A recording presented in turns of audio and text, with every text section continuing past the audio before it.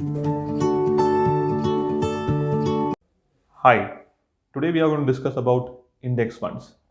Index funds have gained a lot of popularity in last couple of years.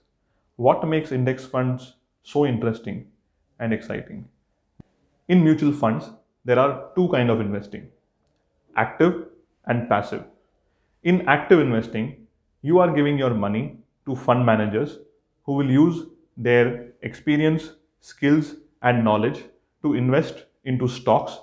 At the same time, they will decide when to buy a stock or when to sell. Whereas in passive investing, there is no role of a fund manager. The idea behind passive investing is to mimic the particular index or a benchmark.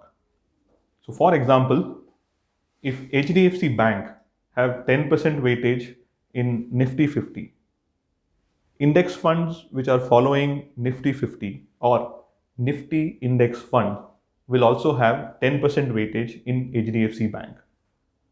Likewise, the fund will have each and every stock according to the weightage which are there existing in the Nifty 50 or BSE Sensex or any other index that the index fund is following.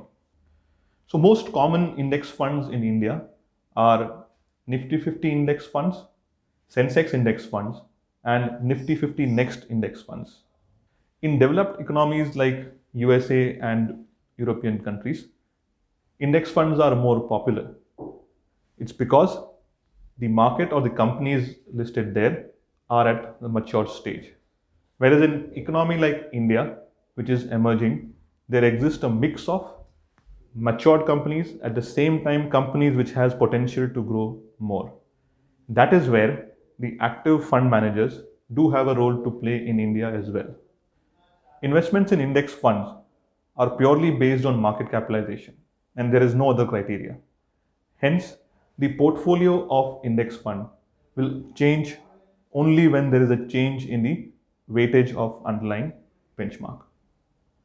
This is one of the risks that index fund always carries. Let's say there is an active fund manager who have a view on a particular stock and who is not convinced of adding that particular stock in the portfolio. This particular thing cannot be carried in index fund because the market capitalization of that particular company is high and the index funds are supposed to follow the benchmark blindly. That particular stock on which the conviction is low still will be a part of the index funds portfolio. This is one risk that index fund always carries. However, index funds do have its own benefit and advantages because it invests into the companies which are well established and doing well across different market cycles. Since index funds are passively managed, there is no role of the fund manager as we discussed earlier. The expense ratio of these index funds are on the lower side whenever it's compared with active funds.